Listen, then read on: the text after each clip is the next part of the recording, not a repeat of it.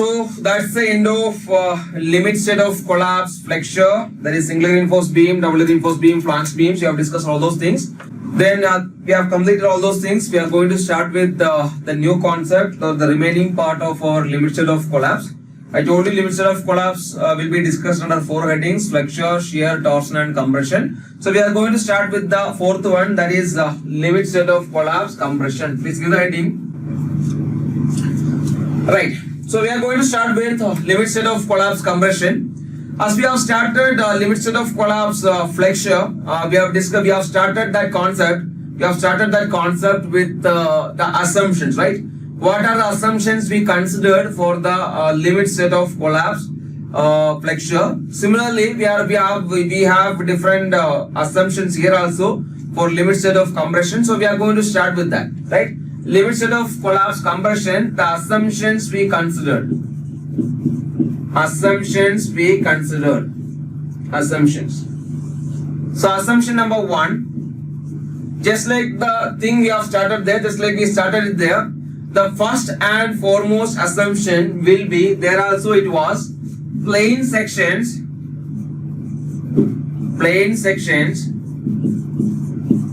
before bending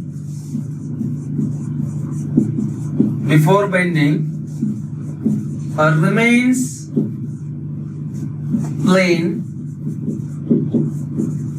even after bending. Plane sections before bending remains plane even after bending. That's our first assumption. Assumption number 2 is tensile strength of the concrete. Tensile strength of the concrete is ignored. We have ignored it there also. Ignored. Tensile strength of the concrete is ignored. Assumption number 3, the maximum strain in the extreme compression fiber of concrete in axial compression,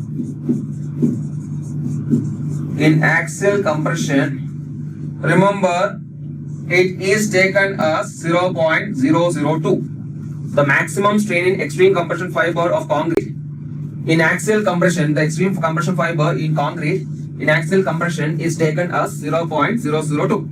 And fourth one is the maximum strain in extreme compression fiber of concrete, in axial compression and bending, given that no part of the section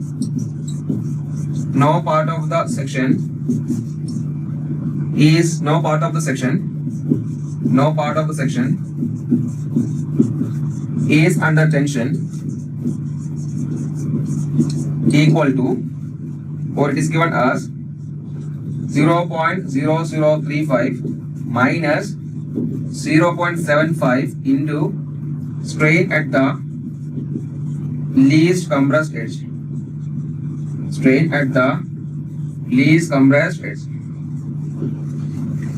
And finally, the maximum strain in extreme compression fiber of concrete, I am going to take it as concrete, or in extreme compression fiber of the concrete, in extreme compression fiber of concrete in axial tension and compression, axial compression and bending, part of the section, or we can say section is under tension. Section is under tension. Then the strain value will be 0.0035. Some of you were asking me this doubt. Some of you were asking me this doubts in my mail.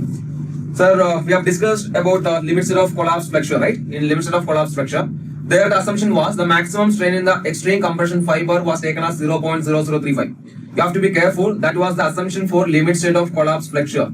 Here it is limit state of collapse compression. Assumptions are different.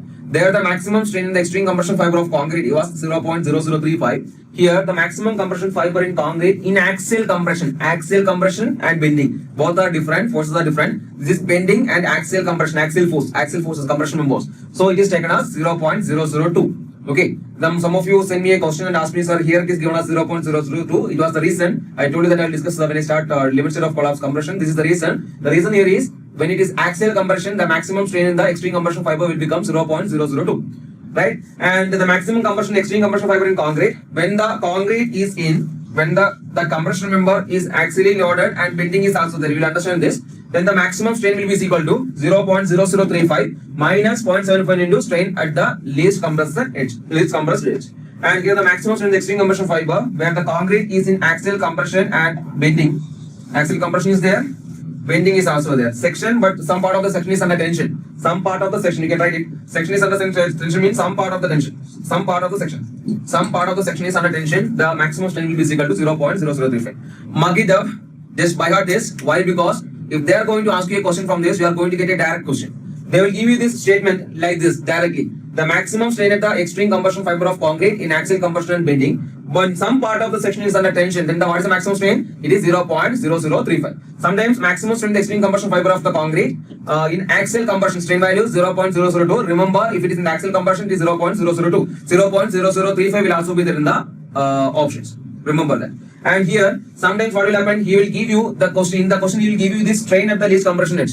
Strain at the least compression edge. He will give you the strain value, and he will ask you the strain at the maximum compression fiber in concrete in axial compression and bending. But no part of the section is under tension. Then what is the strain value? 0.0035 minus 0.75 into strain at the least compression edge. Okay, have to remember these three values: 0.002, 0.0035 minus 0.75 into strain at the least compression edge, and finally 0.0035. Asking this equation directly is possible, and if you can give this, if he gives this strain at the least compression edge, you can find the strain in the extreme compression fiber of the concrete when the concrete is in axial compression and tension, axial compression and bending, but no part is under tension. Okay, remember them. You have to remember them. You'll understand them eventually. What is this axial compression? What is this bending, etc. in the coming sessions. See, before starting this, let me discuss about the compression members. What is this compression member? This compression member can be classified into two, based on one factor called slenderness ratio. Before going to that classification, what is the slender compression member? The members primarily subjected to compression. That's it. No need to give the definition by the name itself. You can understand that members primarily subjected to compression. Members primarily subjected to compression. This is our compression member. We are going to classify the compression member based on the slenderness ratio. So based on the slenderness ratio, we will discuss what is slenderness ratio. Based on lambda or slenderness ratio, we are going to classify the compression members into two. That is, first one is pedestal. Second one is columns. Why I am classifying it like this? Why? Because many of you will think that compression member means only columns. It's not like that. We have one more thing called pedestal and we have columns. How we are classifying this? As I told you, we are classifying this based on the slenderness ratio. If the slenderness ratio is obtained as less than or equal to 3, when the slenderness ratio is less than or equal to 3, we can classify it as pedestal. Remember this. Second one, when the slenderness ratio is greater than 3, we can call it as a column. And what columns are again classified into two. That is, short columns are there. Short columns. And we have long columns. Short columns and we have long columns. Short columns and we have long columns. We will call a column short column when the slenderness ratio is lying in between 12 and 3. When the slenderness ratio is lying in between 3 and 12, or when the slenderness ratio is between varying from 3 to 12, then we can call it as a short column. And similarly, for the long column, the slenderness ratio will vary from 12 to 60. Will vary from 12 to 60. Remember it. It is very important. Why? Because it was a gate question. And as well as an IES question. What was the question? I will tell you the question directly here itself. What was the question? If the slenderness ratio is less than or equal to 3, what is the compression member called? Pedestal, short column, long column, slender column, like that. What is the answer? Answer here is pedestal. Or he will ask you the question like this. What is the maximum limit of slenderness ratio for a compression member to be called as pedestal? Answer here is 3. And similarly, for a compression member to be called as column, the minimum limit of slenderness ratio is 3. Right now, similarly, for the short columns, what is the maximum value of slenderness ratio? That is 12. For an RCC column, that is reinforcement cement concrete column, what is the maximum value of slenderness ratio possible? That is 60. See, if you have studied in, you might have studied in strength of materials, there it was 80, right? For steel columns, theoretically it is 80. Correct? Now, here it is 60. Right? For RCC columns, the maximum slenderness ratio possible is 60. For pedestals, slenderness ratio will be less than or equal to 3. And for short columns, the maximum slenderness ratio possible is 12. Right? And this, you can write it if you want. The long columns are also called slender columns. It's also called slender columns. It's also called slender columns. Both are same. Okay, please note it down. I think you are noting it down. Right? What is this slenderness ratio? What is this slenderness ratio? Slenderness ratio, what is slenderness ratio? I denote it with lambda. It will be equal to L effective divided by R minimum, where R minimum is called minimum radius of gyration. Minimum radius of gyration, that is R minimum, right? And R minimum is equal to root of I divided by A. We know all those things. These are theoretically. But for RCC, but for reinforcement cement concrete, this slenderness ratio will be somewhat different. That is L effective divided by B. The slenderness ratio here for RCC, that is reinforcement cement concrete columns, will be equal to L effective divided by B, where B equal to the least lateral dimension. B is the least lateral dimension. Where B is our least lateral dimension. For RCC, for reinforcement cement concrete, our IS code suggests the use of this equation for finding the least lateral dimension. We don't have to go for this many calculations. This equation is not valid for RCC. L effective divided by R minimum. This is not valid for RCC. For RCC, slenderness ratio will be equal to L effective divided by width of the, so not width, this is not width. This is the least lateral dimension of the column. This is the least lateral dimension of the column. You have to remember that also. So I told you, slenderness ratio means L effective divided by B. What is this L effective? What is this L effective? We know L effective, right? L effective means effective length of the column. Effective length of the column. So please give the heading effective length of the column. Effective length of the column. Effective length of the column. So effective length of the column, it is the distance between points of contraflexion. Points of contraflexion. We know what is the meaning of points of contraflexion. We know what is the meaning of point of contraflexion. The point where the bending moment of the elastic curve changes its shape, right? That's the meaning of our points of contraflexion. It is the distance between effective length of the column is defined as the distance between the points of contraflexion. This is our L effective. See, our IS code is giving us a table for various this L effective value. That's various L effective value for various end conditions. Suppose, for example, if I have a column like this is the column I have. I'm not going to write the end condition here. You can write it, right? This is the end condition of the column. Suppose this is the end condition here. See, if it is fixed, what is the meaning of that? It cannot move, that is translation is prevented. It cannot rotate. That's the meaning of it, na? It cannot move or it cannot rotate. That's the meaning of it. The end condition here will become the compression member when the both end of the column is restrained against rotation or prevented from translation. Or we can say, one second. I'll write it then. Okay. So this is, what is the condition here? Both the ends are fixed. Both the ends are fixed. Both the ends are fixed. The fixing means it cannot rotate. It cannot rotate. I mean, it cannot rotate. Rotation is, this way of rotation is not possible here. And the translation is also prevented. The effective, the end condition will become like this. It is effectively held in position. Effectively held in position. Effectively held in position. And are restrained against rotation. Effectively held in position. And restrained against rotation at both the ends. Both the ends. Effectively held in position and restrained against rotation at both the ends. Here, this is the condition which means both the ends fixed. In the question, if they are asking this question, the question from this topic is very common in many competitive exams. When the question they are going to give the condition like this. There he is not going to tell you when the column is fixed at both the ends, what is the effective length? He is not going to ask you like this. He will give a statement like this: when the column is effectively held in position at and restrained against rotation at both the ends, which means that both the supports of the column is fixed. And here, as per our IS 46-2000, L effective value will become 0.65 L. L effective value here will become 0.65 L. Similarly, for this column, can you tell me the end conditions here? Can you just type the end conditions here? This is one fixed, this is hinged. What will be the effective? What will be the end conditions? Here both the ends are effectively held in position and restrained against rotation at both the ends. So both the ends are effectively held in position and restrained against rotation. Here what is happening? This is effective. This is actually fixed, which means that it cannot move, it cannot rotate. Here it cannot move, but it can rotate. Right? What can be the condition here? Just like this. Effectively held in position at both the ends. Effectively held in position at both the ends, but not restrained against rotation, at one end. Effectively held in position at both the ends, but not restrained against rotation at one end. Here the L effective will become 0.8 times L. You can write the end condition on your own for this column. Please write the end condition for this column on your own. You can see both the ends are hinged, which means that translation is not possible on both the ends, but rotation is possible on the both the ends. Please give me the end condition for this column. What will be the end condition there? What will be the end condition? End condition here will be equal to effectively held in position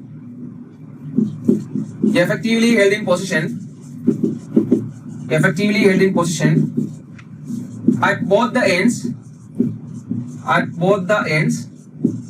but effectively held in position at both the ends, but not restrained against rotation.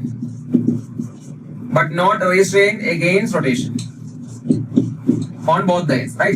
Effectively held in position on both the ends, but not effectively restrained against rotation at both the ends. Here the L effective value will become, as our Ankit says, L effective value will become 1L, or we can say L. L effective value will become L. Very good. Yes, Rudra is saying that effectively held in position, but free to rotate at both ends. Yes, you are right. And coming to here, what is happening here? It is restrained against rotation and translation at this end, but this end is not effectively held in position, but restrained against rotation, right? It is movable, no? It is moving from here to right. So it is not effectively held in position, but restrained against rotation, right? Here the end condition will be effectively held in position and restrained against rotation. Restrained against rotation at one end, and other end is not effectively held in position. Not effectively held in position, but partially restrained against rotation. Restrained against rotation. Restrained against rotation. Here the L effective value will become 1.2L. 1.2L. L effective value here will become 1.2L. 1.2L. Yes, Vidrash, it's possible. That's right. Translation is possible. That's it. It can be a beam or it can be a support. Done, right? Yeah. Next one, I'm just modifying it here itself. See, here, next one, I'm modifying it here itself. You can see it here. I'm just changing it here. Okay, I'm changing it here. And here, I'm just changing it. I'm changing it like this. Right? I'm changing it like this. Right? Other end is, see what will the condition will become? Both the ends are effectively held in position and restrained against rotation. Effectively held in position and restrained against rotation at one end. Other end is partially restrained against rotation. Partially restrained against rotation,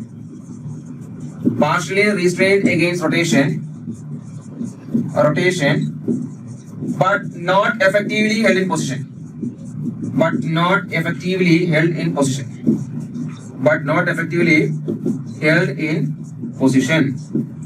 L effective here will be given as 1.5L.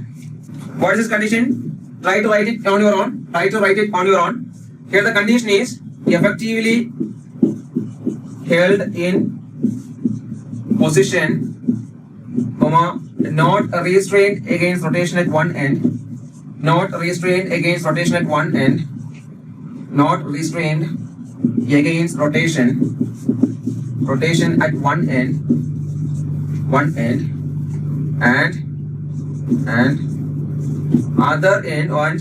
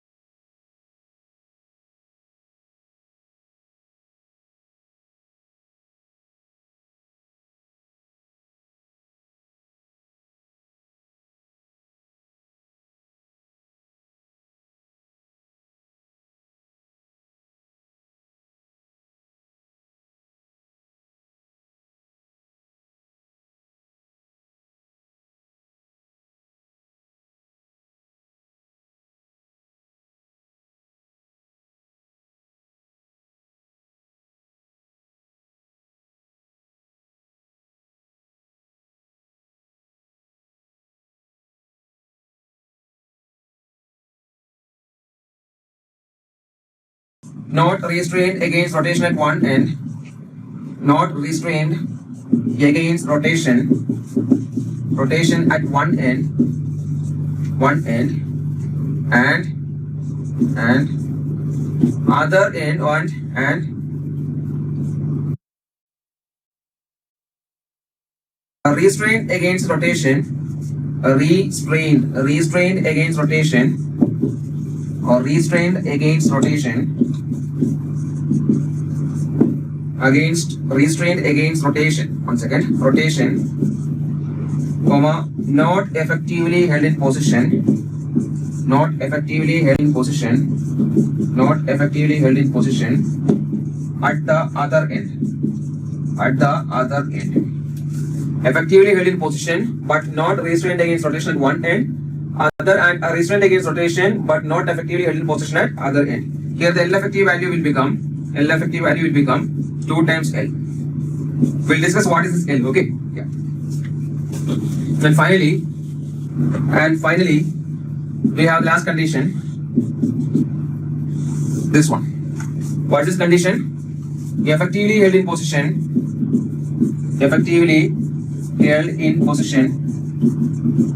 and restrained against rotation, effectively held in position and restrained against rotation at one end, and other end is free. L effective value here will be equal to 12. L effective value here will be equal to 12. You have to remember this. 2 times gate question have appeared from this single topic. Effectively held in position and restrained against rotation at one end and other end is free. The question was like this: what is the effective length of an electric pole as per IS 456-2000? The electric pole is of a RCC. What is the effective length of an electric pole as per IS 456-2000? Can you tell me the answer for this? Effective length of an RCC electric pole. Anyone? Varsha, Ridu, Dhruv, Angit, anyone? Yes, it will be 12. Yes, very good. It will be 12. How it is 12? Because for an electric pole, one end is fixed, other end is free, right? One end is fixed, other end is free. When one end is fixed, other end is free, it will become this condition. It will become 12. As I told you, you have to mug up this table. You have to by heart this table, and these values are taken.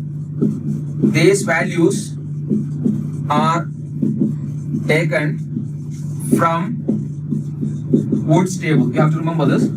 These values are taken from Wood's table. The values given in our IS code for the calculation of effective length is taken from Wood's table. And one more thing, these values obtained, or these values we have discussed, these values does not depend upon loading conditions. It does not depend upon loading condition. It depends upon the only on the end conditions. It depends upon the end conditions of the column. It does not depend upon the loading conditions. And in the equation, see L effective, I told you, na? L effective is equal to a factor into L. What is this L? What is this L in area? This factor will vary from condition to condition, right? 0.65, 0.8, 1, 1.2, 1.5, 2. These are the factors considered for different end conditions. What is this L value? L here is called unsupported length. Unsupported length. What is this unsupported length? Unsupported length means, suppose we have a floor here. This is a floor. This is a floor, and this is another floor. This is another floor. The clear distance between these floors. This clear distance between these two floors are considered as our unsupported length. The clear distance between these floors are considered as our unsupported length. Otherwise, we can say, suppose there is a beam. There is a beam. Beam is also there. Like column is there. We have the column like this. We have a column like this. But beam is also there. We have one beam here, and one more beam is there. Suppose. What will be the unsupported length? Unsupported length here will become this one. This will be our unsupported length. Okay, unsupported length will be this value, that is L. And if we want, we can discuss one more case also. As again, I'm considering two floors. I'm considering the slab here. This is the slab I have. This is our B1, that is beam 1, and this is our beam 2, that is beams of different depth, right? This will be our unsupported length. This will be our unsupported length. These are floors, okay, not fixed end, these are floors. Yes, exactly, Vishnu, you are right. It's exactly like clear span, okay?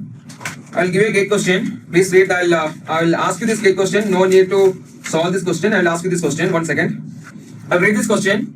I'll read the question. In reinforcement cement concrete, pedestal is defined as a compression member whose effective length does not exceed its dimension by option A 12 times, option B 3 times, option C 16 times, and option D 8 times. What's the answer? In a reinforcement concrete, pedestal is defined as that compression member whose L effective does not exceed its least dimension by A 12 times, option B 3 times, option C 16 times, and option D 8 times. What is the answer? 3 times. Very good. It's a gate question, so you can expect such kind of questions in gate. One more question. I'll read the question. Listen carefully. No need to write.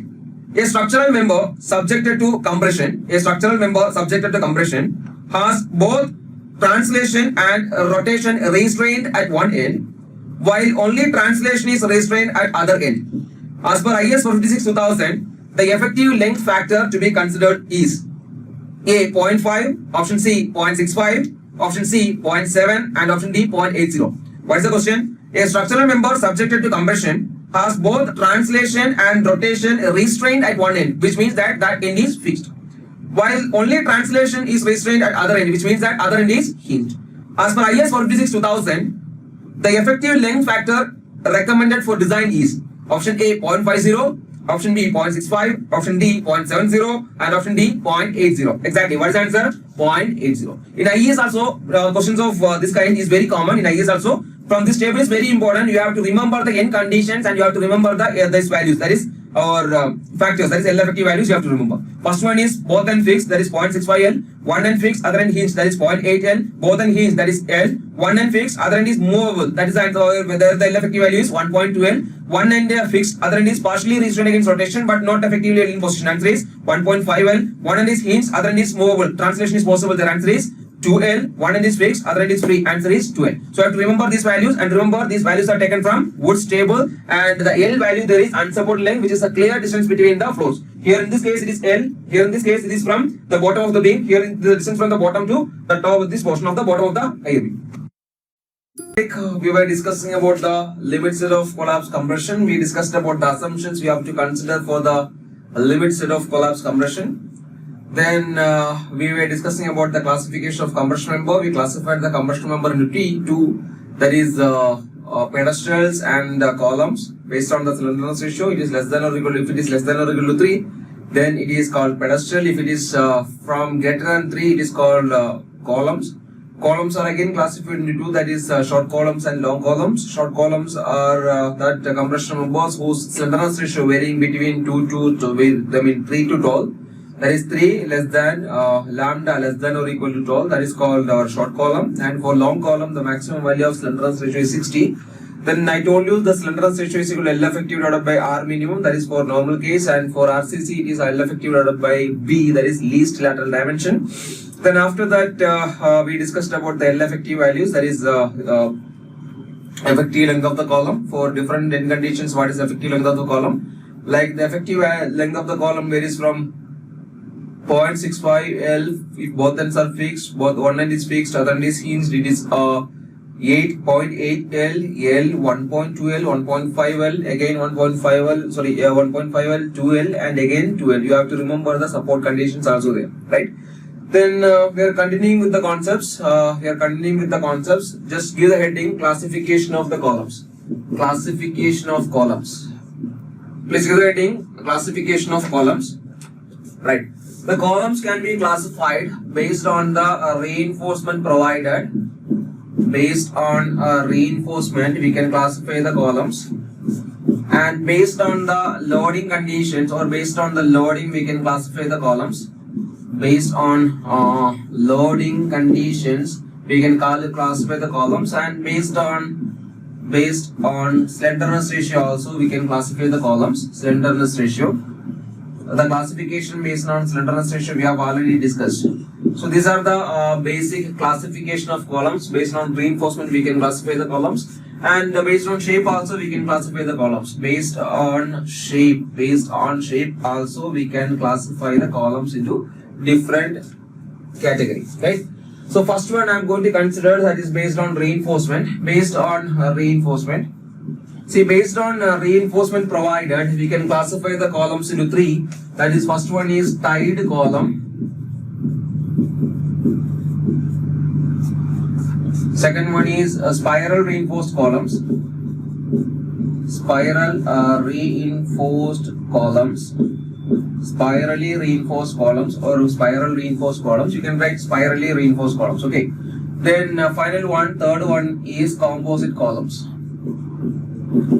Composite columns. We can classify the columns mainly into three. That is tied column, spirally reinforced columns, and finally composite columns. What is this column? What is this tied column? Suppose if I am taking a column like this, I am considering a column. This is our column.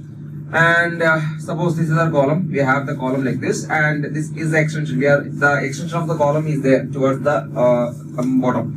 Right? We are going to provide, see, in columns we have to provide the longitudinal reinforcement like this. We have to provide the longitudinal reinforcement like this. Longitudinal reinforcement means reinforcement provided in the longitudinal direction.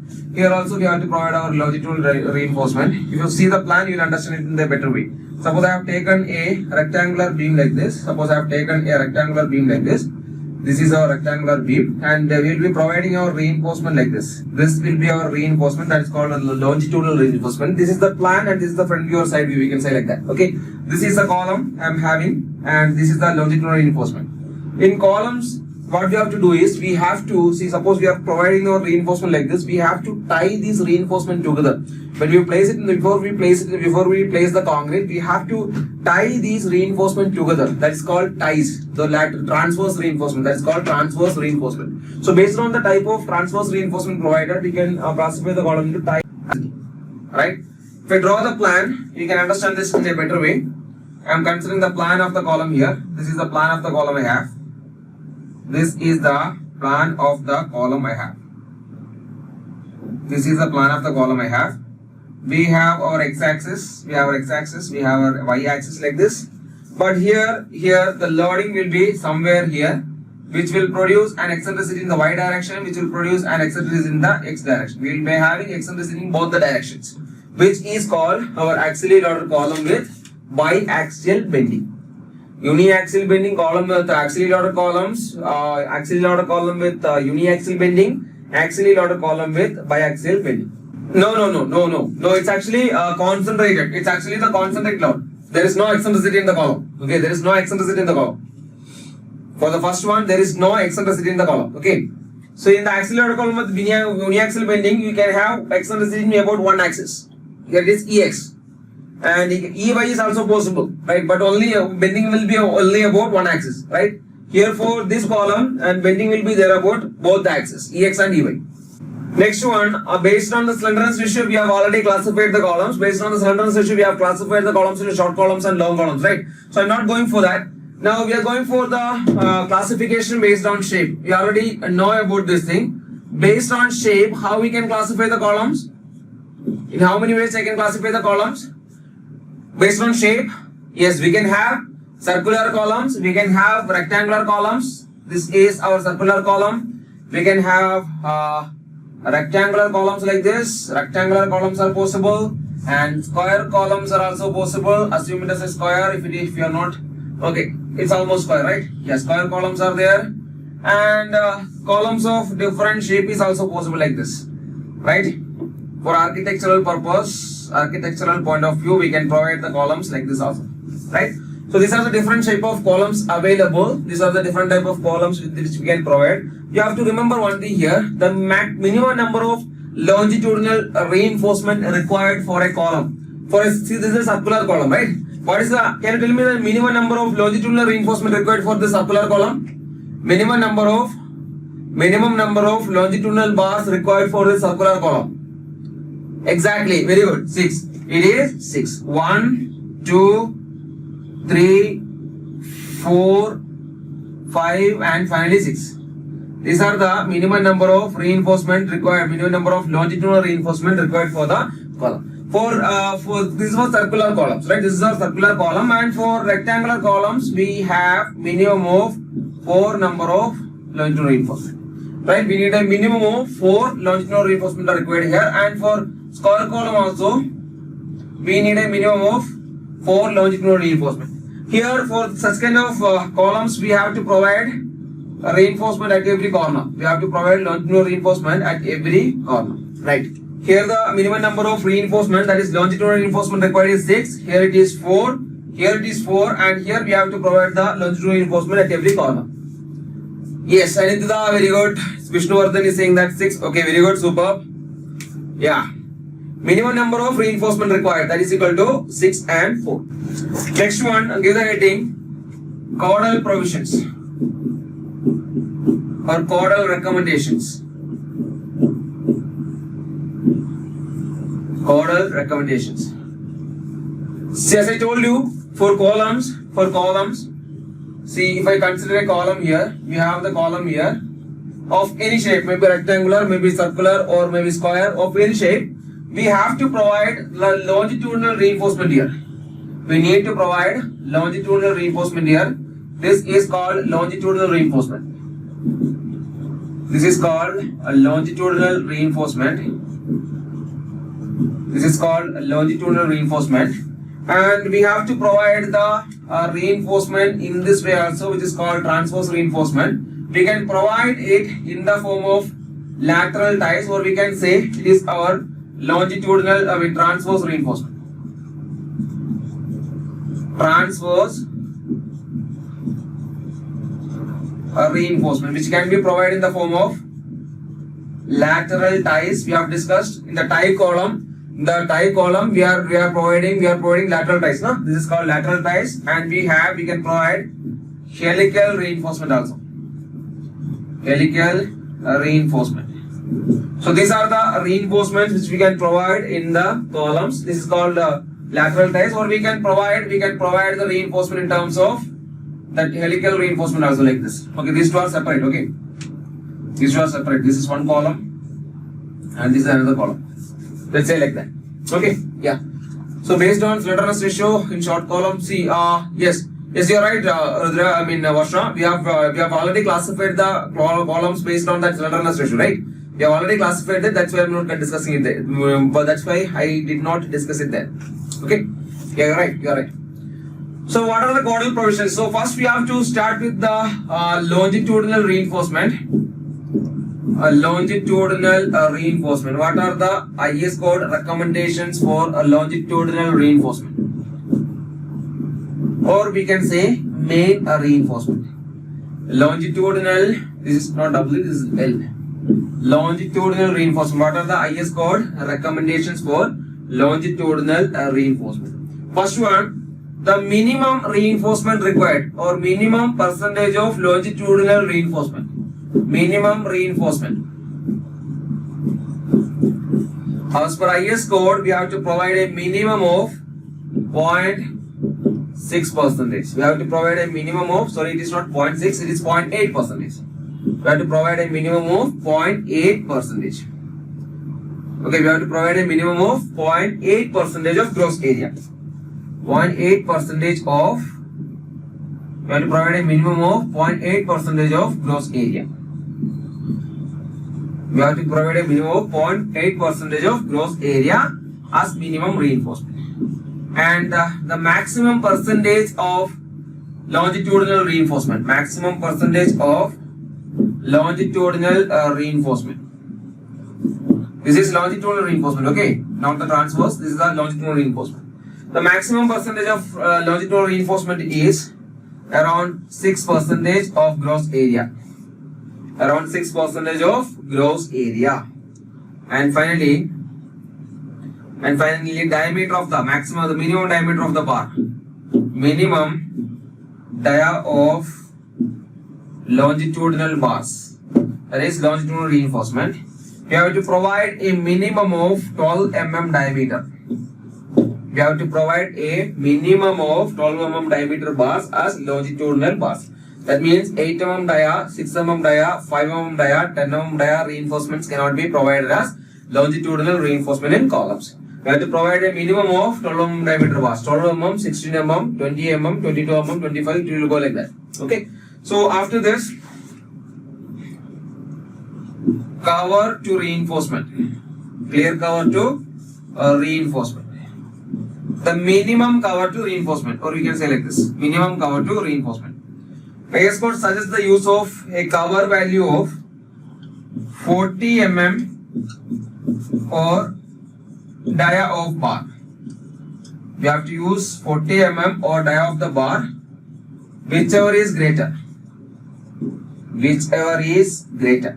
We have to provide a minimum cover to the reinforcement as 40 mm or diameter of the bar, whichever is greater. So that's it. See why this minimum longitudinal reinforcement, recommendation is there. If you are providing reinforcement less than this, there is a possibility of crushing of the concrete. Or to avoid the crushing of the concrete, to avoid the crushing of the concrete. Or we have to avoid the crushing of the concrete. That's the reason why the IS code recommending the use of minimum percentage of longitudinal reinforcement. We have to go with the minimum percentage as 0.8% of a gross area. And the maximum reinforcement is provided. Why? Because due to the difficulty in placing the concrete. See, if shuttering will be there, right? Formwork or shuttering will be there for concrete. We will place the longitudinal bars inside. We will tie them together and we will pour the concrete in that shuttering. Correct? Na? So, if the area is very high, the area of reinforcement provided is very high, then the concrete cannot be placed properly. So, that's the reason why it is limited to 6%. Right? And minimum diameter of the longitudinal bar is actually 12 mm. Why? Because if the diameter of the bar is less than this, or when the diameter of the longitudinal bar is less, there is a possibility of buckling. Buckling means if it is a longitudinal bar, it can go like this, right? Buckling is possible.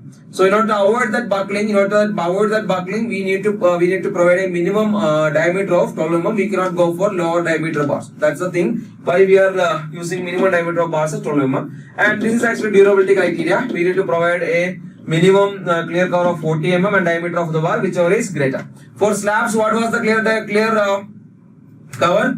What was the clear cover for slabs? What was the clear cover value for slabs? Exactly, it is 20 mm. Okay, you have to remember these values. For beam, it is 25 mm. For footing, it is 50 mm. Okay, this you have to remember these values: 20, 25, 40, and 50. I will remove that also. Okay, it will be there. See, longitudinal reinforcement, and now we are discussing about the transverse reinforcement. Longitudinal reinforcement is done. Now we are going to discuss about the transverse reinforcement. As per IS 456-2000, as per code, all the longitudinal reinforcement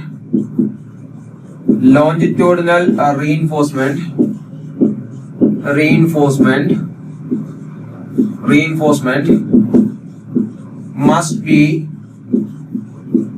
enclosed within transverse reinforcement.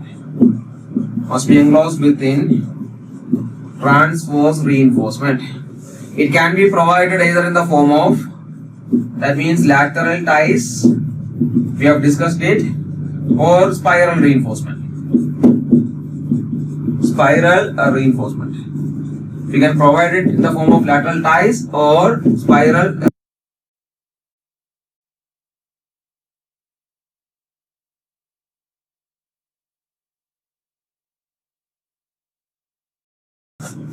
See, longitudinal reinforcement, and now we are discussing about the transverse reinforcement. Longitudinal reinforcement is done. Now we are going to discuss about the transverse reinforcement. As per IS 456-2000, as per code, all the longitudinal reinforcement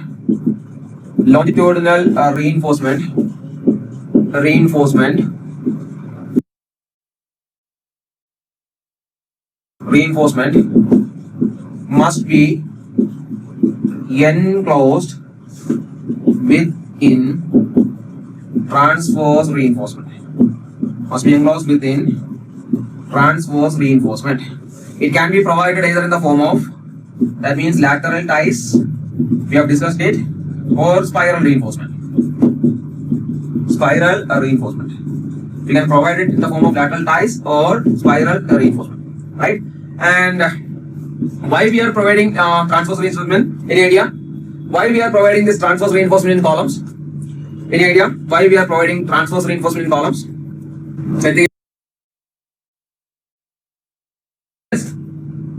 Dhruv, you are right. See, transverse reinforcements are provided. They are provided to prevent. Buckling of our main reinforcement. Premature buckling of our main reinforcement, and this is provided to keep main reinforcement in position.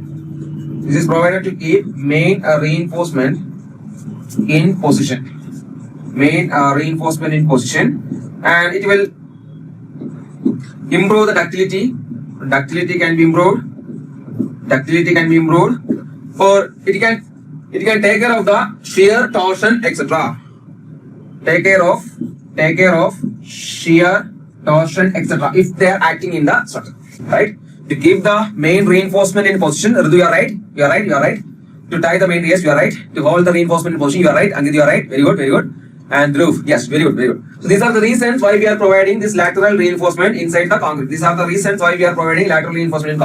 To prevent the buckling of the bar, to keep the main reinforcement in position, and to improve the ductility of the bars, and if the shear force, torsion, those kind of things will be taken care by our lateral reinforcement if it is occurring in the column. Okay. Now, what are the caudal provisions for this lateral reinforcement? I told you lateral, that is, the transverse reinforcement can be provided in terms of lateral ties, and it can be provided in the form of spiral reinforcement. I'm first taking lateral ties. What are the caudal provisions or caudal recommendations for lateral ties?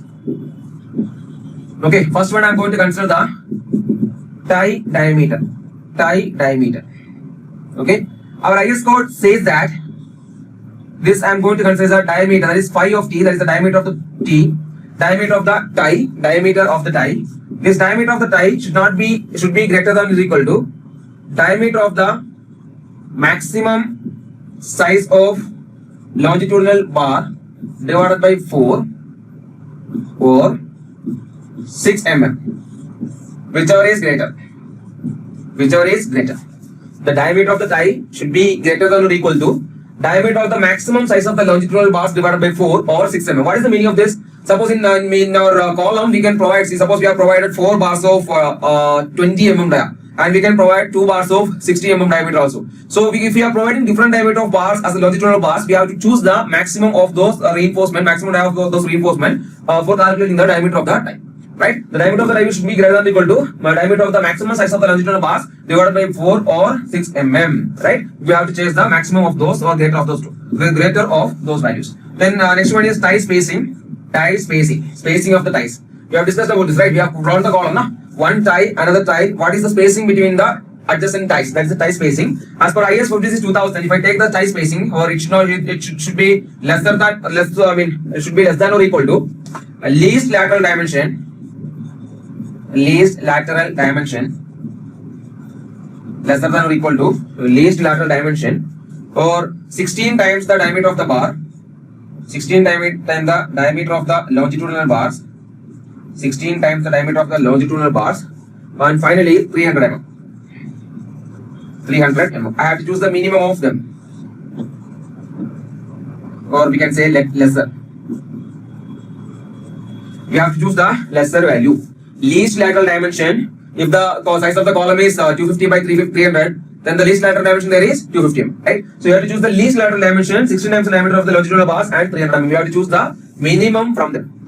That will be provided as the spacing of the lateral ties. Yeah, and you have to remember one thing. This is as per the new code. I mean the code which was amended in 2013. Previously, instead of the 6 millimeter, it was 5 millimeters. If you want, you can remember. Instead of that 6 mm, it was 5 mm. And here also change was there. Instead of this least lateral dimension, it was 48 times the diameter of the lateral ties. 48 times the diameter of the lateral ties. And you have to remember one thing. Here we consider the maximum size of the longitudinal bars. No? Here we have considered the maximum size of the longitudinal bars. Here I have to consider the minimum diameter of the longitudinal bars. Okay, minimum diameter of the longitudinal bars for calculating the tie spacing. That's the thing you have to remember. Please note them down also. Tie diameter should be greater than or equal to longitudinal bars divided by diameter of the longitudinal bar divided by 4, and so 6 mm, whichever is greater. Tie spacing should be less than or equal to least lateral dimension or 16 times the diameter of the longitudinal bars or 300 mm, whichever is less. And the lateral ties, and after that helical reinforcement. Helical reinforcement. After lateral ties, it is helical reinforcement. Helical reinforcement. Helical reinforcement. And first one, the diameter of helical reinforcement. Diameter of helical reinforcement. Diameter of the helical reinforcement should be greater than or equal to diameter of the longitudinal bars divided by 4 or 6 mm, whichever is greater. Just like our previous case. Diameter of the longitudinal bars divided by 4 or 6 mm, whichever is greater. Fine. The next one is not spacing of the helical reinforcement. If we provide the helical reinforcement, we don't need to provide the spacing. No? Helical reinforcement will be somewhat like this. This will be our helical reinforcement. We will be providing our longitudinal reinforcement here. This is our longitudinal reinforcement. And the helical reinforcement will be given like this. Right? Helical reinforcement will be given like this. Right? It will be going like this. Right now? So this is called pitch of the helix. This is called pitch of the helix. This is called pitch of the helix, or you can call it as P. We can call it as P. Pitch of the helix or P. We are interested in pitch more than the spacing. We don't have to consider the spacing there. We have to consider the pitch of the helix. As per IS code, this pitch value should not be less than 25 mm or diameter of the longitudinal bars. Diameter of the longitudinal bars. We'll come to that. Whichever is minimum. Whichever is minimum. And here pitch should not be greater than. Sorry, whichever is maximum, which should not be less than whichever is minimum, and here it is 75 mm. Let me think about this once. Which should not be greater than 75 mm or core diameter divided by 6. Core diameter divided by 6. Core diameter divided by 6. Whichever is max, greater. Right now, minimum and greater. Pitch should not be less than minimum of that and maximum of this. Yes, you are right. Yes, pitch should not be less than 25 mm or diameter of the it is 3 times the diameter of the longitudinal bars. Okay, this is 3 times the diameter of the longitudinal bars. So here it is 3 times the diameter of the longitudinal bars. I have written diameter of the longitudinal bars. It's not like that. 3 times the diameter of the longitudinal bars. Here you have to consider minimum. Here you have to consider the minimum. Minimum dia. Which should not be less than 25 mm or 3 times the diameter of the minimum longitudinal bars. Or we have to choose the minimum from them. And it should not be greater than 75 mm or core diameter divided by 6. I will discuss this. What is this core? Not core. It is core. It is core. Okay, core diameter divided by 6. Core diameter. Sorry for that. Core diameter. Okay. So that was our model recommendations. One more thing is there. The design of helical reinforcement.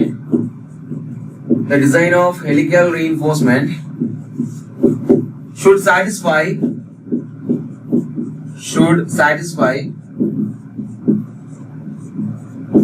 following condition. What is the condition which must be satisfied for the design of helical reinforcement? See, this equation must be satisfied. This equation is important. Why? Because in many IAS exams, in many competitive exams, they are repeatedly asking this question. This condition must be satisfied, or this condition will be using for the design of helical reinforcement. What is the condition? See, as per this condition, VH by VC, I'll write it here, VH by VC should be greater than or equal to, what is VH? We'll discuss that. What is VH? I'll discuss that. VC, I'll discuss that. Okay, I'll discuss what is VH and what is VC. VH by VC should be greater than 0.36 into AG divided by AC minus 1 into FCK divided by Fy. Into FCK divided by Fy. This condition must be satisfied for the design of helical reinforcement. You have to remember this. What is this VH and what is this VC? Let me explain this. See, if you can see here, I am going to consider a circular column. I am going to consider a circular column like this. Assume it as a circular column, okay? I think it's a circle. You can assume it as a circle. And inside I am having our helical reinforcement. Our helical reinforcement is there. Our helical reinforcement is there inside. This is the helical reinforcement I have inside. This is the helical reinforcement. This is the helical reinforcement I have, right? And we have our main reinforcement here. We have our main reinforcement here. Total number of bars must be 6. Total number of bars must be 6. And here, what is this distance? What is this distance? Anyone? What is this distance? What is this distance? Exactly, it is our cover. That is C. This is our cover. And you have to remember one thing. Listen here. The distance between the outer surface of the helical reinforcement. The distance between the outer surface of our helical reinforcement, that is called diameter of core. It is our diameter of the core or core diameter. Okay. Outer surface of our helical reinforcement is called our core diameter. And towards the inner surface, it is called diameter of the helix. That is diameter of the helix. Not the diameter of the helical reinforcement bars. It is called diameter of the helix, where phi c is the diameter of the core. Diameter of the core. You can see it here, core diameter. And phi h is the dia of helix. Dia of helix. Okay, dia of helix. And we need to discuss what is this VH and what is this VC, right? Yes, VH will be equal to, that is volume of helix will be equal to pi into DH, where DH is the diameter of the helix, into pi by 4 into volume of the, area of the helix. The phi h divided by phi h whole square. Pi into DH into pi by 4 into phi h the whole square, where phi h is the diameter of the helix, right? And volume of the core is equal to pitch into pitch value into what is this? Pitch value into pi by 4 into diameter of the core, the whole square. This is the volume of core. AG is the gross area of the column. AC is the area of the concrete. FCK is the characteristic compressive strength of the concrete, and FY is the yield strength of the steel. These many things are actually not required, but still in the future if it is appearing, because it is a very common question nowadays in many competitive exams. VH by VC, that is volume of helix to volume of core. This is VH is volume of the helix, VC is the volume of the core, should be greater than or equal to 0.36 into AG divided by AC minus 1 into FCK divided by Fy, where AG is the gross area of the column. That is, if the column size is around B and D, then the gross area will become BD. In column we will be having concrete and reinforcement, right? Yes, we will understand this when we start discussing about the design of columns. Please note it down. Note down the figure also. Figure is also very important. Hubli is asking, sir, for the diameter of the helical reinforcement. See, Hubli, it is exactly same as that of lateral reinforcement. We have to choose the maximum there, right? We have to choose the maximum, right? Maximum there. We consider the maximum there, no? For lateral rise. We have here also, we have to consider the maximum. For diameter of the helical reinforcement also, we have to consider the maximum one. Okay. See, I'll tell you this. Listen here. See, I have the column here. I have the column here. In the column, we will be having reinforcement also, right? We will be having a reinforcement. Suppose the size of the column is around B into D. Then the gross area will become B into D. Area of the concrete. See, inside the concrete we'll be having a reinforcement also, right? We'll be having a reinforcement also inside. The area of the reinforcement I am going to call it as ASC. Then area of concrete will become total area minus area of ASC, area of steel reinforcement. That will give you the area of the concrete. DH is the diameter. See, DH is the diameter of the helical reinforcement. Diameter of the helical reinforcement. Diameter of this. Diameter of this. Or we can say diameter of this. This one. This is the DH. DH is the diameter of the helical reinforcement. Phi H is the diameter of helix. Diameter of helix. So write down the heading. Load carrying capacity of the column. Load carrying capacity. Load carrying capacity of column. Load carrying capacity of columns. Right? Load carrying capacity of the column. As I have told you, based on the nature of the force or loads acting on the column, we can classify the column basically into three. That is axially loaded columns, axially loaded column with uniaxial bending, axially loaded column with biaxial bending. So we are going to discuss one by one. This axially loaded column with biaxial bending is not that much important, but still I will discuss that. The axially loaded column with the columns with axial compression. Axially loaded columns are actually very important. Axially loaded column with uniaxial bending is also important, but axially loaded column with the biaxial bending design, they are not going to ask you the design of axially loaded column with the biaxial bending. So let's give the first heading, axially the load carrying capacity of the column. First one is axially loaded columns. Okay, axially loaded columns. Axially loaded columns, right? And when I discussed about the axial loaded columns or axially loaded columns, I told you that if I have a column like this, suppose this is the column I have, this is the column I have, this is the load which is going to act on this column, which will be passing through the centroid of our column, right? Which will be passing through the centroid of the column. Here the eccentricity I told you, here the eccentricity will be 0. Here the eccentricity will be 0. That's the meaning of our axially loaded column. But in our real life structures, in our real structures, or in the structure in our design, when we design this axially loaded column, we have to always consider or always design axially loaded columns. Axially loaded columns are designed. Axially loaded columns are designed for minimum eccentricity. I will explain what is this minimum eccentricity. Minimum eccentricity. Remember this. Even if we call it as an axially loaded column, which means that eccentricity is 0, right?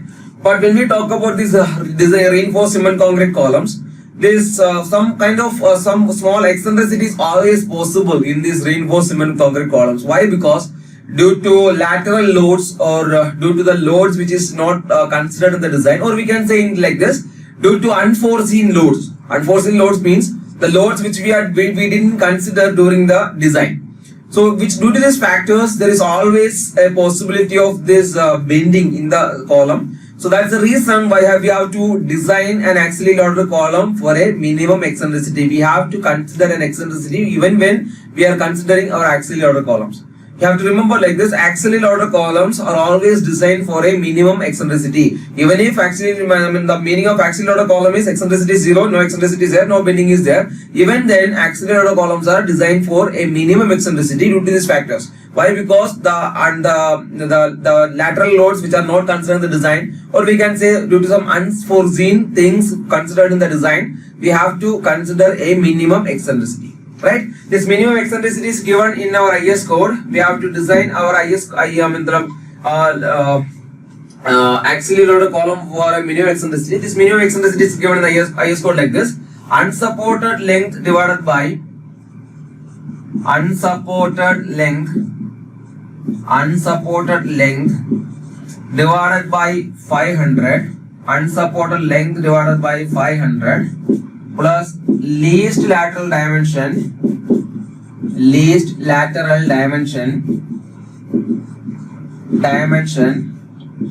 divided by 30. unsupported length divided by 500 plus least lateral dimension divided by 30. This must be in mm, this must also be in mm. So or 20 mm, whichever is small,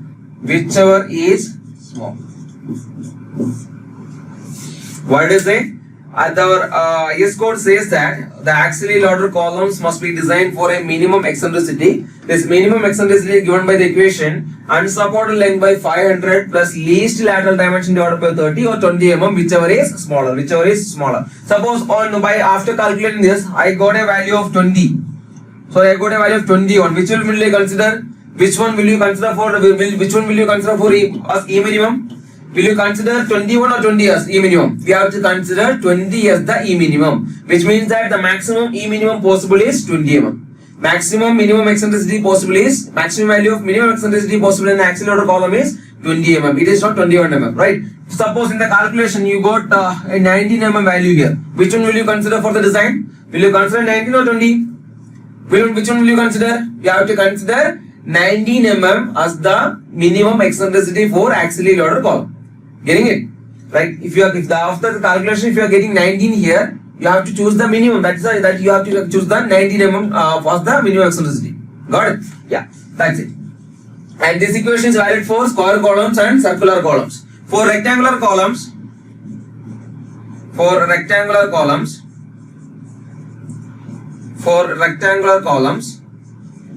that means there will be breadth will be there, depth will be there, right?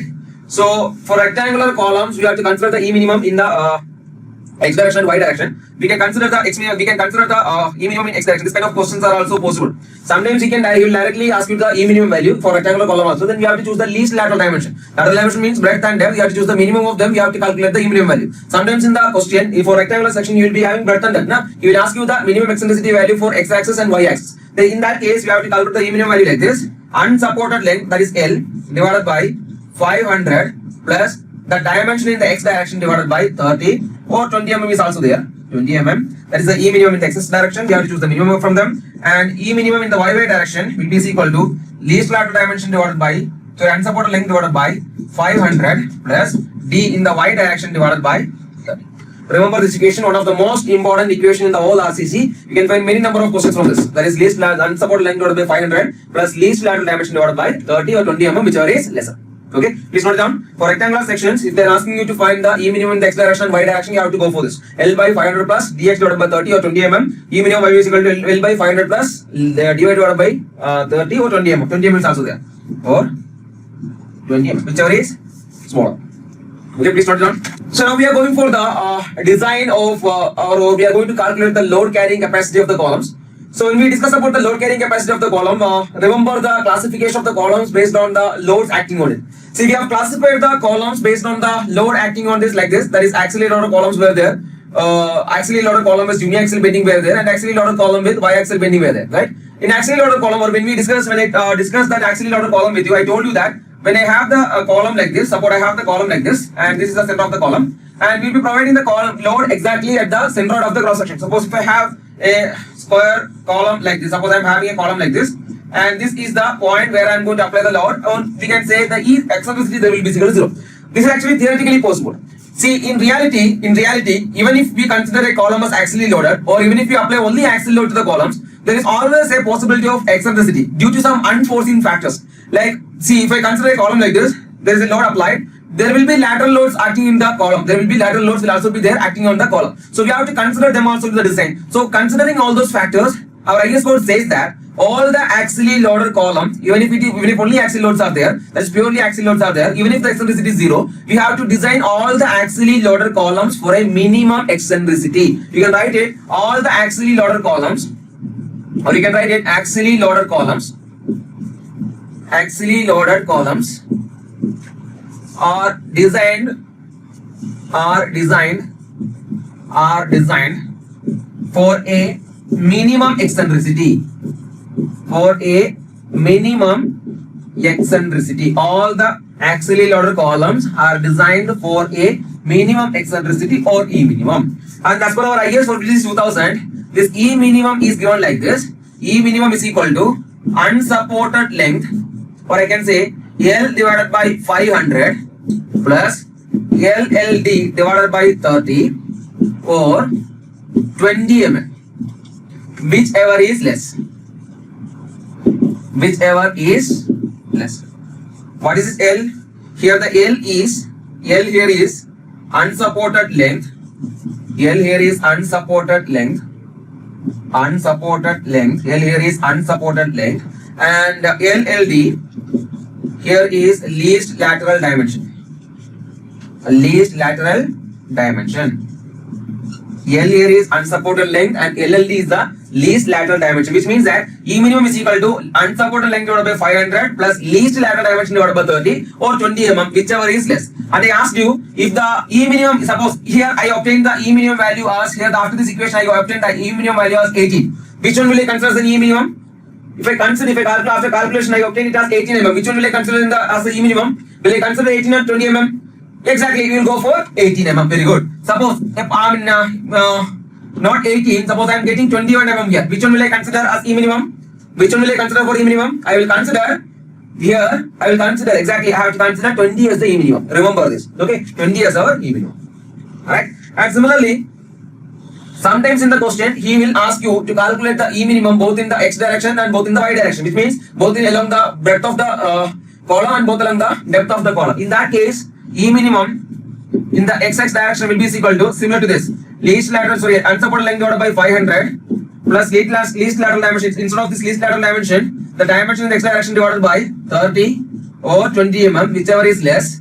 And E minimum in the y direction will be equal to unsupported length divided by 500 plus dimension in the y direction divided by 30 or 20 mm, whichever is greater is considered.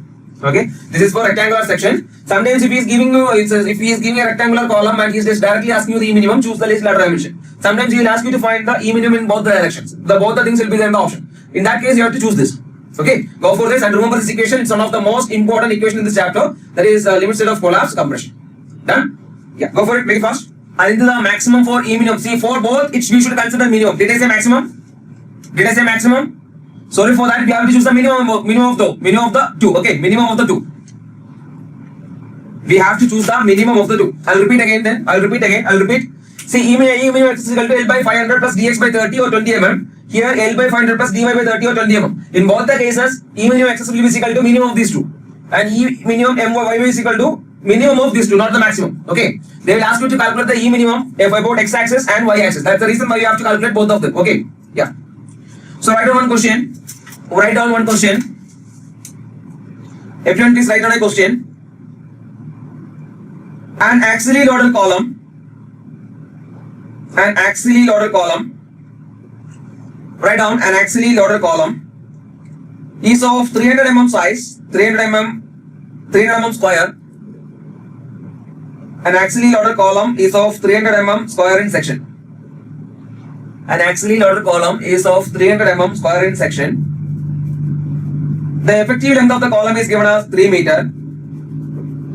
The effective length of the column is given as 3 meter. An axially loaded column is of 300 mm and square in section. It is a square column. The effective length of the column is given as 3 meter. What is the minimum eccentricity of the axial load for the column?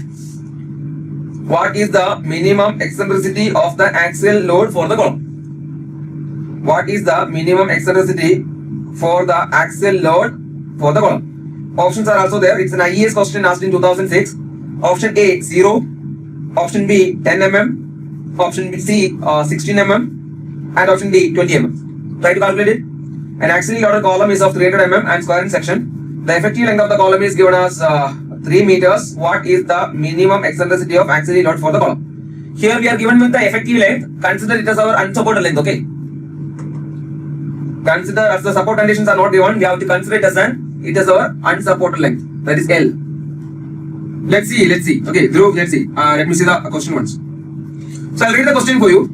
An axially loaded column is of 300 mm and square in section. The effective length of the column is given as 3 meters. What is the minimum eccentricity of axial load for the column? So we have the condition here, minimum eccentricity. We have the condition here of minimum eccentricity. Here let's check the conditions. First, E minimum is equal to L divided by 500 plus least lateral dimension by 30 or 20 mm. Here we have to choose the minimum of these two. Right, unsupported length here is 3 meter, that is 3000 mm. I told you have to consider the unsupported length in millimeters divided by 500 plus least lateral dimension here is 300 mm. That is a square column, so we have to consider it as 30 and 300 mm divided by 30 or 20 mm. Or 20 mm.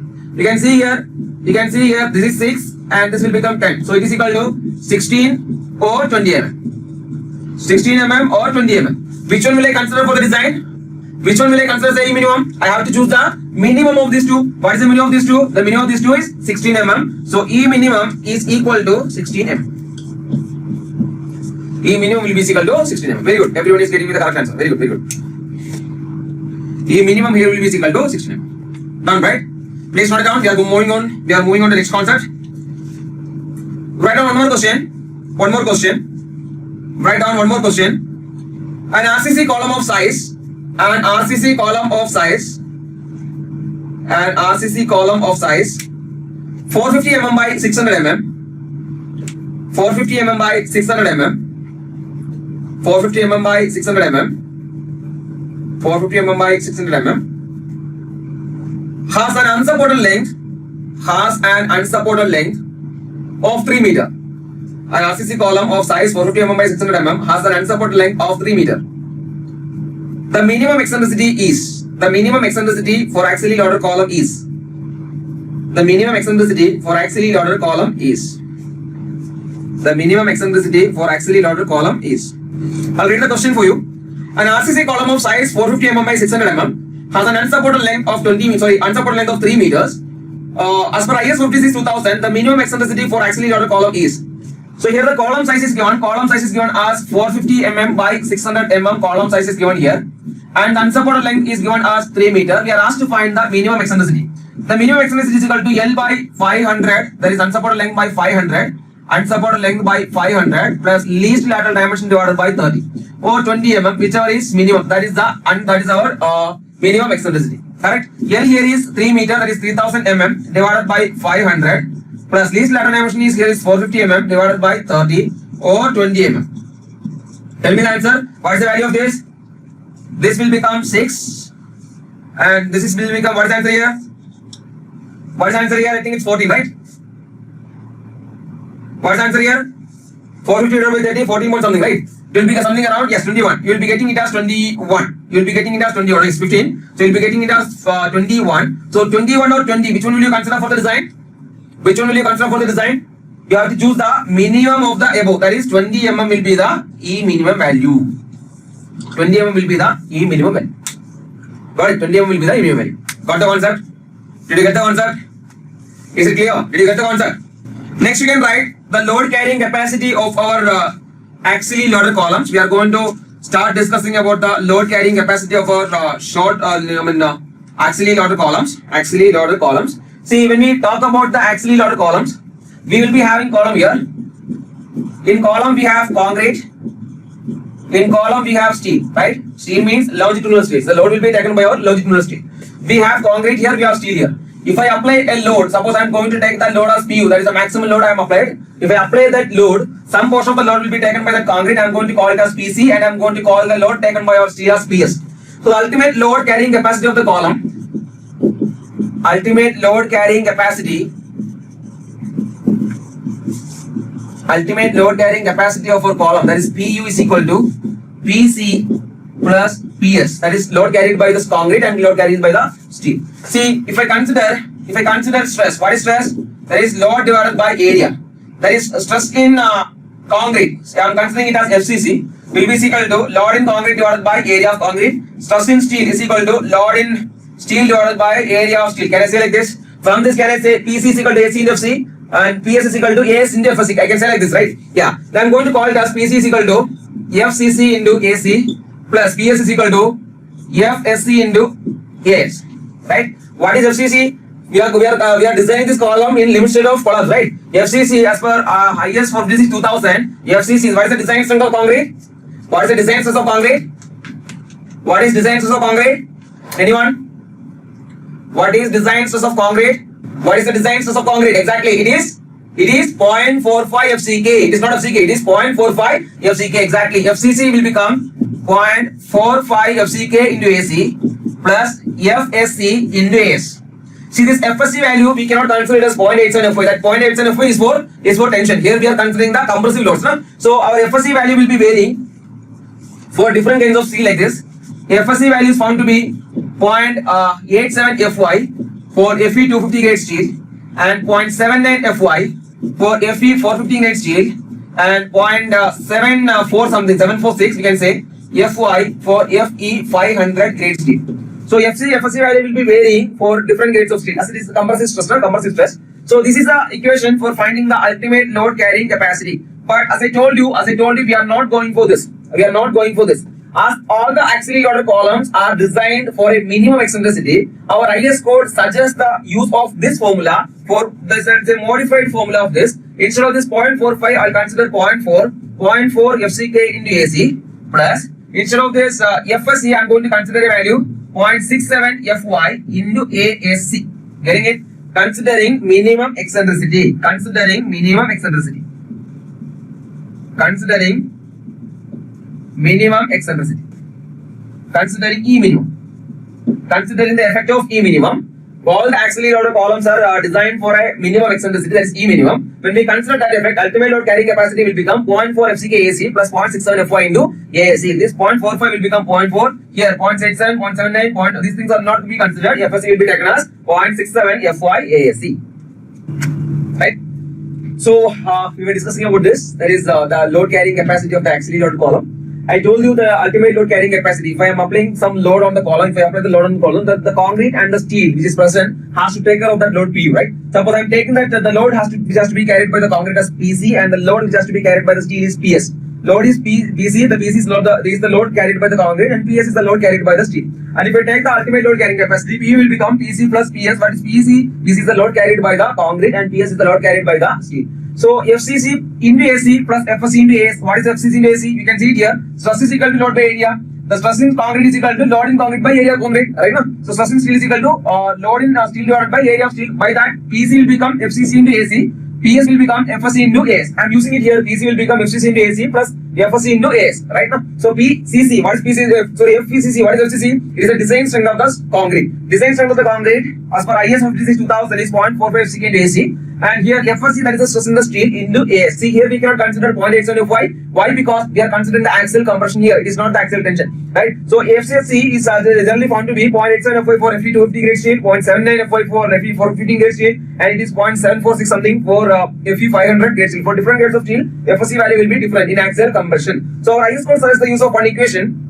When we consider the minimum eccentricity effect, our IS code suggests the use of one equation. What is the equation? PU is equal to 0.45. See, instead of this 0.45, I am going to consider 0.4 FCK AC plus 0.67 FCK. Instead of this FOC, I am going to consider factor 0.67 FCK. Sorry, 0.67 FY ASC. This is considering E minimum, considering the minimum eccentricity criteria. And this equation is valid for columns with lateral ties. For column with lateral ties. This is valid for the column with lateral ties. And for columns with helical reinforcement, the above value, that is PU, must be increased by 5%. For columns with helical reinforcement, the above value, that is PU is equal to 0.4 FCK AC plus 0.61 FY AC. This must be increased by 5%. When I increase that 5%, increase it by 5%, how the equation will become? We can modify the equation like this: 1.05 into 0.4 FCK AC plus 0.67 FY into AC. This will be our equation for finding the ultimate load carrying capacity of the column. Ultimate load carrying capacity of the column with helical reinforcement. PA will be equal to 1.05 into 0.4 FCK AC plus 0.67 FY AC. And our IS code further suggests that these two equations are for columns with lateral ties, columns with helical reinforcement. For finding the ultimate load carrying capacity of axially loaded column with considering the minimum eccentricity effect. Equation is 0.4 FCK plus 0.61 FY ASC.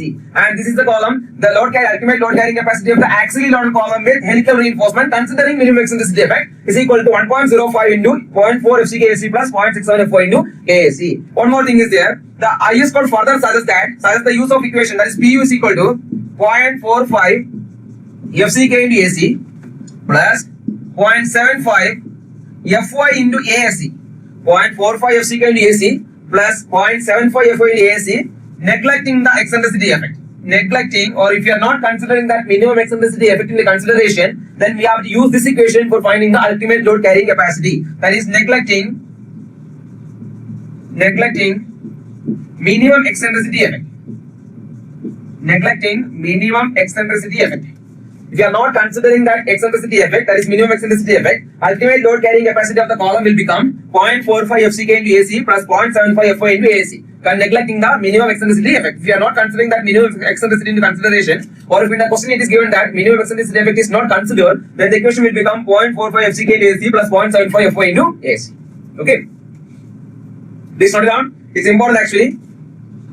All the three equations are important. All the three equations are important. No, Ridu, you are not right. It is not right.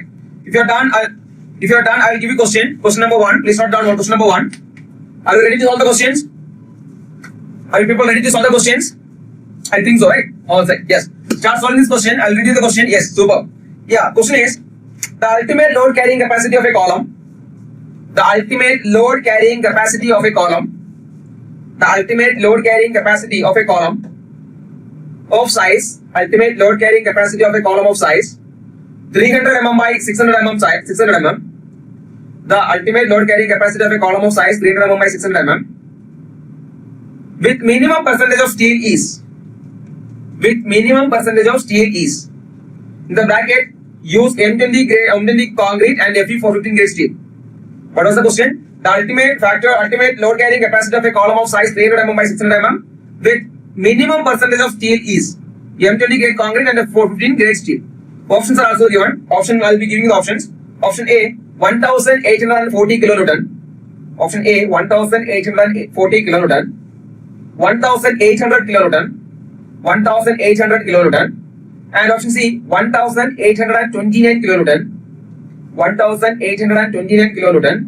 And option D none of the above. Okay. I think you can start solving this question. You can solve this question and tell me the values.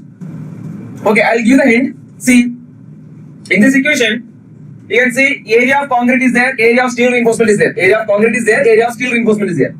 I can find the gross area, that is AG, I can calculate. That is the gross area, right? From the size of the column given, we can find the gross area, right? Yeah. And it is given that use the minimum percentage of steel. What is the minimum percentage of steel? As per IS 2000, what is the minimum percentage of steel? It is 0.8 percentage. Correct or not? It is 0.8 percentage. Exactly. Area of steel can be calculated from there. 0.8 percentage of our gross area. Then from that, if you can calculate the area of concrete. Area of concrete will be equal to gross area minus area of steel. I can calculate the AC. AC will be there and AC will be there. And you can find the load value. Try to calculate it. Yes. I told you all the columns must be designed for a minimum eccentricity. All the columns must be designed for a minimum eccentricity. In the question, unless it is specified that minimum eccentricity is neglected, then we have to use this equation. If it is not specified in the question that minimum eccentricity is neglected, we have to go for these two equations. If it is helical reinforcement, 1.05. If it is lateral tie, this equation. And if in the question is given that minimum eccentricity effect is neglected, I have to go for this equation. 0.45 FCK AC plus 0.75 Fy into AC. Okay. It is given in page number 71 of our IS 456-2000. If you want, you can just go through it. Okay. Right? Yeah. So I'll read the question once again. I'll read the question for you. The factored load carrying capacity or the ultimate load carrying capacity of a column of size 300 mm by 600 mm. So column size is given as 300 mm by 600 mm. Right? 300 mm by 600 mm. And we have to use a minimum percentage of steel. We have to use a minimum percentage of steel. See how I can classify or can calculate the ultimate load carrying capacity. Unless it is specified in this question that minimum eccentricity effect is neglected, we have to use this equation. If it is not given in the question, minimum eccentricity effect is neglected or minimum eccentricity is not considered, then we have to use the other conditions. Unknown. If nothing is mentioned about the eccentricity, all the axially ordered columns are designed for a minimum eccentricity, which is obtained by the equation L divided by 500 plus least lateral dimension divided by 30 or 20 mm, whichever is lesser. We know that equation, right? So here it is PU is equal to, what is the equation? PU is equal to 0.4 FCK AC plus 0.67 FY into ASC. We know the value of FCK. Why? Because FCK in the question is given as 20 MPa and Fy is also known to us. It is also given as 415 MPa. Right? So FCK I know, Fy I know. I don't know what the value of AC and AAC. How to calculate AC and AAC? See, let's calculate the gross area. We are given with the size of the column, that is 300 by 600 mm. 300 by 600 mm. If you multiply them, that is 300 into 600. We can calculate the gross area. That is, this will be our gross area of concrete. And it is given that area of steel must be provided for the minimum. So minimum reinforcement should be provided. What is the minimum reinforcement for columns? It is 0.8% of our gross area. Minimum 8% of our gross area. What is the area of concrete? Area of concrete will be equal to Ag minus As. Will be giving you the area of concrete. Tell me the value of As. What is the value of As? What is the value of As?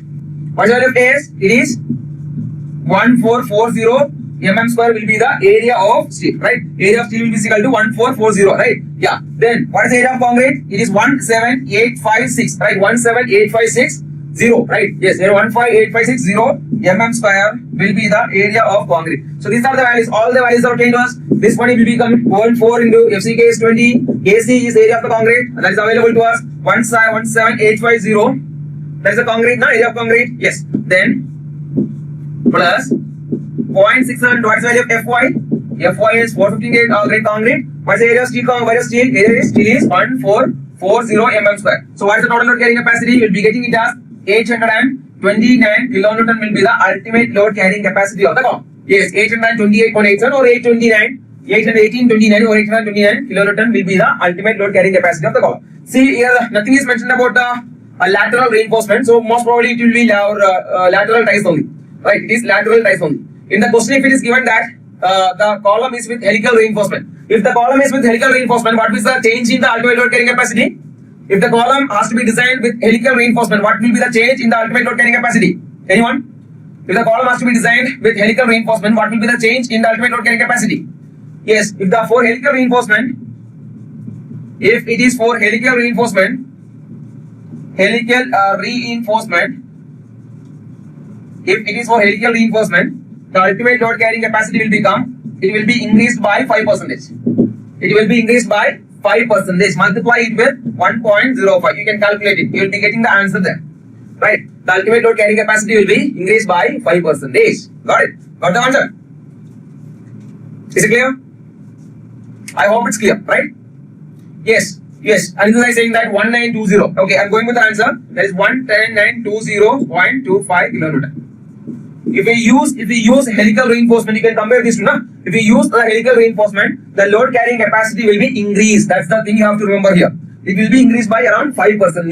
If we use helical reinforcement in the place of our lateral ties, the load carrying capacity of the column will get increased. Okay. Yeah. Go to next question. I'll read the question. Please write it down. The ultimate load carrying capacity. The ultimate load carrying capacity. The ultimate load carrying capacity of a circular column. The ultimate load carrying capacity of a circular column. The ultimate load carrying capacity of a circular column of 300 mm. Of 300 mm. The ultimate load carrying capacity of a circular column of 300 mm with helical reinforcement. The ultimate load carrying capacity of a circular column of 300 mm with helical reinforcement. With helical reinforcement. Using 1% of reinforcement. Using 1% of reinforcement. Using 1% of reinforcement. And M20 grade concrete. And M20 grade concrete. And M20 grade concrete. And Fe 415 grade steel is. Fe 415 grade steel is. I'll read the question once again. The ultimate load carrying capacity of a circular column of size 300 mm with helical reinforcement using 1% of reinforcement and M20 grade concrete and Fe 415 grade steel is. I think no need of giving the options. You can go with the question without any options. Try to solve the question without seeing the options. I'll read the question for you. The ultimate load carrying capacity of a circular column of 300 mm diameter with helical reinforcement using 1% of reinforcement and M20 grade concrete and Fe415 grade steel is. So given details are, you can write on your own. The given details are, it is a circular column. First of all, it is a circular column. It is a circular column. Diameter of the column is given as 300 mm, right? The diameter of the column is given as 300 mm. FCK value is also given. FCK value is given as 20 Newton per mm square. And Fy value is given as 415 Newton per mm square. So these are the details given in the question. We are asked to find the ultimate load carrying capacity. You have to remember one thing. Here we are given with helical reinforcement. We know what will happen if you provide helical reinforcement. For helical reinforcement, ultimate load carrying capacity will be equal to 1.05 into 0.4 FCK AC plus 0.67 Fy into AC. This will be our equation. Here we have the value of FCK. Here we have the value. We don't have the value of AC. Here we have the value of Fy. We need to calculate the value of AC and AAC. Let's calculate the value of AC and AAC. To calculate them, I need the value of gross. I need the gross area. The gross area is equal to, as it is a circular column, pi d square divided by 4. Pi d square divided by 4, it will become something around 225 pi, right? 225 into 10 power 2 pi mm square, I guess. Right now? Yeah. Just calculate it and tell me whether it is correct or not. And AC, that is area of concrete, I need to calculate. Area of steel reinforcement here is equal to 1% of gross area. 1% of 2225 into 10 power 2 pi mm square, it will become 225 mm square. Here we can find the rest of the things we already know. Area of the concrete will be equal to AG minus ASC. Right? So apply the things here. 1.05 into 0.4 FCK, that is 20, into AC here is, what is the area of concrete? AG minus AC, na? AG minus area of steel, right? Yes, it is 22,500 pi minus, here pi is also there, right? Pi is also there. 225 pi will be the area of concrete plus 0.67 into 415 into 225 pi will be the area of steel. So using the calculator, use the calculator and get the answer as, I think it is 794, right? Yes, I'm going with the answers. It is 794.19. I'm going to assume it as 795 kilonewton. Right? That will be the ultimate load carrying capacity of the bomb. Yes, Rudraj, it is 20. Yes, I have calculated here. That is 225 pi kilonewton. Mm square will be the area of steel reinforcement. Right? Yeah, note it down. Remember one thing. Remember, if it is a helical reinforcement, it must be increased by 5%. You don't forget that. For helical reinforcement, it must be increased by 5%. Yes, everyone is giving the answer. Yes, very good. Yes, Anitha is saying that 706.86. Are you telling some AS? You are telling about the value of AS. Okay, fine. Yeah, fine. 225 pi. I think it will be coming around into 2. It will be coming around like that value. Yes. You will be getting it as 706. 225 to pi, na? Pi is equal to 3.14. Yeah, you will be getting something around that. Okay, thanks for that.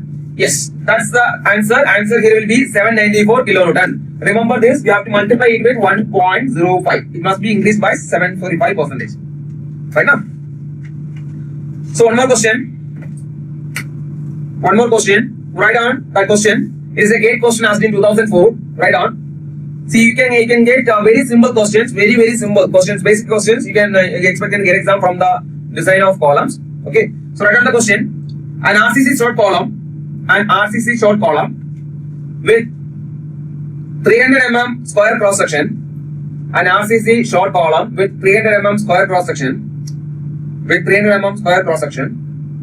An RCC column with 300 mm square cross section is made of M20 grade concrete.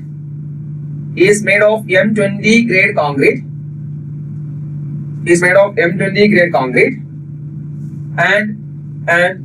has 4 numbers of 20 mm diameter longitudinal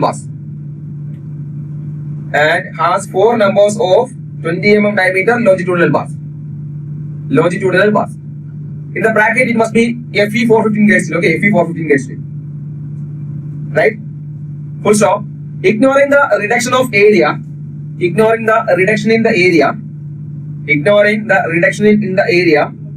of concrete, due to steel bars,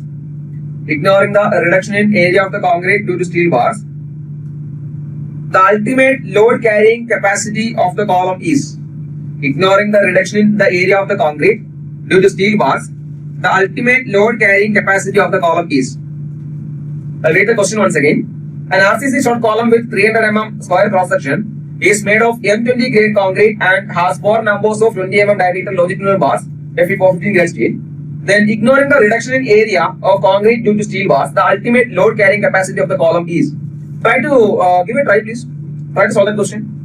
So let me read the question.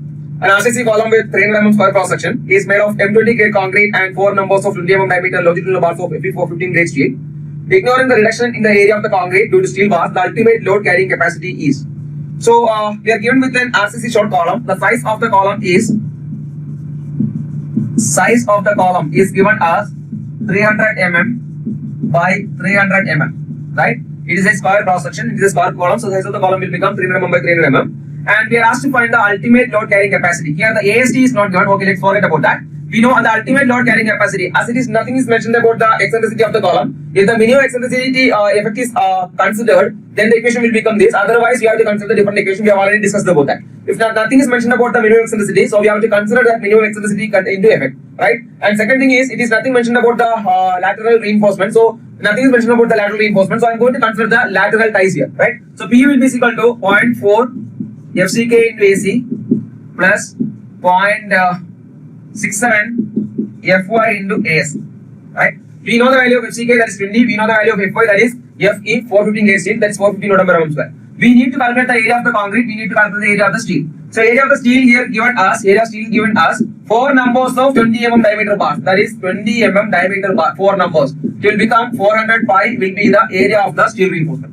Here we have to calculate the area of the concrete. Area of the concrete will be equal to AG minus ASC. Area here is equal to 300 into 300 mm, as it is a square cross section, minus 400 pi will be the area of the concrete. If you do like this, you will get a wrong answer. Why? Because it is said that we need to neglect the reduction in area of the concrete, reduction in the area of the concrete due to our steel reinforcement. So we don't have to consider this, which means that area of the concrete here in this particular question will become AG. The modified equation, what is the modified equation? 0.4 FCK, in place of AC it will become AG plus 0.67 Fy into ASC will be the modified equation here. And now we can calculate the ultimate load carrying capacity. 0.4 into 20 into what is the gross area?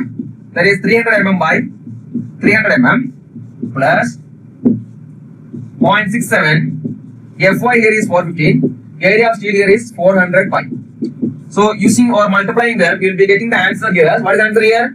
1069. I am going with your answers. 1069 kilonewton will be the ultimate load carrying capacity of the column given. I think I did not make any mistake in writing these values, right? Okay. So those who didn't solve this question, I think everyone has solved this question. Those who didn't solve this question, please note down.